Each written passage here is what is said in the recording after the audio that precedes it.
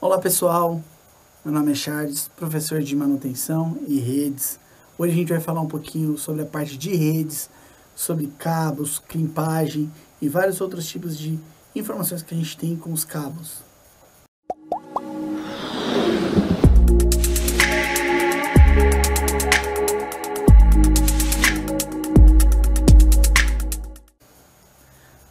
Vamos começar falando sobre topologias de rede. O que são as topologias de rede? Tá? Ele é um padrão pelo qual todas essas redes são formadas, ou seja, o modo como todos esses computadores são conectados. Pode ser feito logicamente ou de um modo diferente. A primeira topologia que a gente sempre vê é a topologia de barramento. Depois a gente tem a topologia no modo anel, topologia estrela e a topologia de malha. Hoje, a gente tem vários serviços que trabalham com eles, tá? A primeira deles, a topologia. Hoje existem vários tipos de servidores que a gente pode trabalhar. Por exemplo, servidor de arquivo, servidor de banco de dados, servidor de mídia, servidor de e-mail, servidor FTP, servidor de proxy ou até mesmo um servidor web. Todos esses servidores precisam de uma rede muito bem estruturada. Se eu não tiver uma rede de conexão bem estruturada, eu não consigo trabalhar com elas, tá? Vamos falar de alguns dos principais tipos de redes. Primeiro, é a famosa rede LAN. A rede LAN é uma rede de local, ou seja, onde eu tenho vários computadores e eu conecto todos esses computadores entre si. Esse tipo de rede é um tipo via cabo e é chamado tipo LAN. Ele transfere dados muito mais rápido, porém, eu só consigo utilizar esse tipo de rede quando eu faço isso dentro de um determinado local, dentro de um estabelecimento, dentro de um prédio, dentro de casa. Quando eu conecto o meu modem ao meu roteador, ou ao meu switch, ou ao meu próprio computador. Isso é chamado de rede LAN. E aí eu consigo passar essa informação para ele. Logo depois, eu tenho outra que é a MAN. O que é a rede MAN? É quando eu preciso fazer isso fora da empresa, de um modo externo. Por exemplo, eu preciso conectar 2 servidores. E aí eu preciso conectar eles de locais diferentes. Por exemplo, cidades diferentes. Isso é chamado de rede MAN, onde eu tenho uma longa distância entre os dois, para que assim eu possa trabalhar de uma forma assertiva. Depois eu tenho a rede WAN. A rede WAN é o que? É uma rede de internet, ou network, como muitos conhecem, onde eu consigo fazer uma conexão sem fio. Ou seja, eu consigo ter uma área muito maior, tá? Essa área muito maior, eu posso conectar, por exemplo, um país a outro. Eu consigo fazer conexões muito longas. Depois eu tenho a WLAN, também conhecida como Wi-Fi.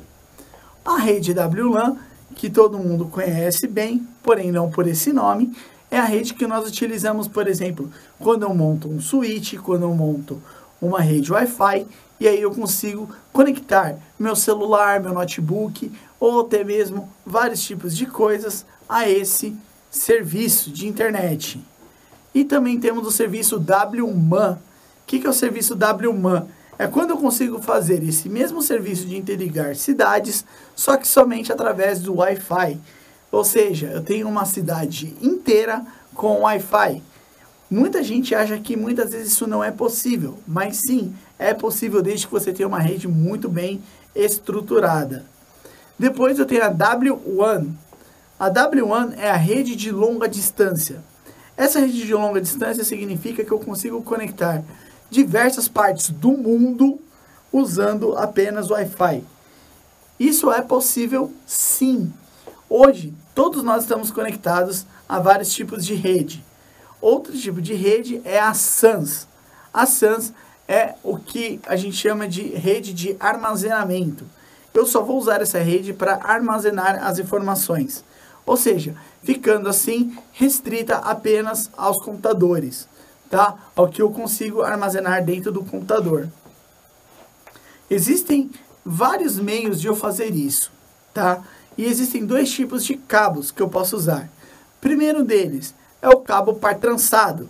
O cabo par trançado são cabos que eles vêm trançados de forma que eu preciso organizar os fios para que assim eu possa ter uma conexão com o meu sistema, que eu possa ter uma conexão mais acessível.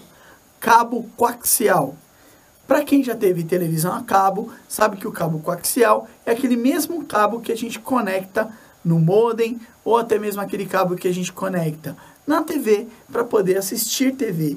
Ela transfere dados e transfere questões de imagem, informações, consegue transferir todas as informações que são necessárias de um ponto a outro. Depois eu tenho o cabo de fibra ótica. Cabo de fibra ótica são cabos de vidro.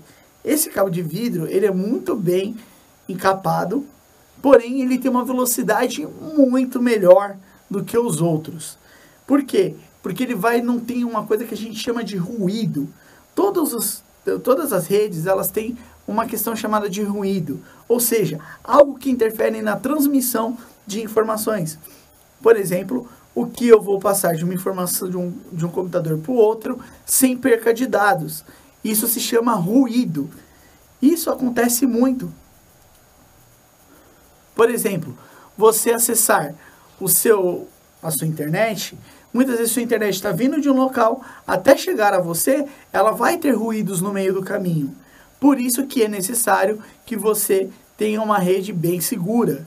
Por quê? Porque nesse meio caminho você pode acabar perdendo informações e perdendo dados. Dentro de uma empresa, eles usam servidores para isso, para que assim eles possam ter esse acesso melhorado. Não ter perca de dados e nem de informações. Por isso que eles usam muitas vezes alguns meios que são cabos conectados direto ao servidor. E nós temos também hoje os meios de transmissão sem fio, que é o que? A radiodifusão, pouquíssimo conhecido pelas pessoas, infravermelho, as ondas de micro-ondas e as próprias ondas de luz. E que nossa rede Wi-Fi, que a gente conhece bem, tá? Essas redes sem fio, ela tem uma séria característica, que a perca de dado delas é bem grande.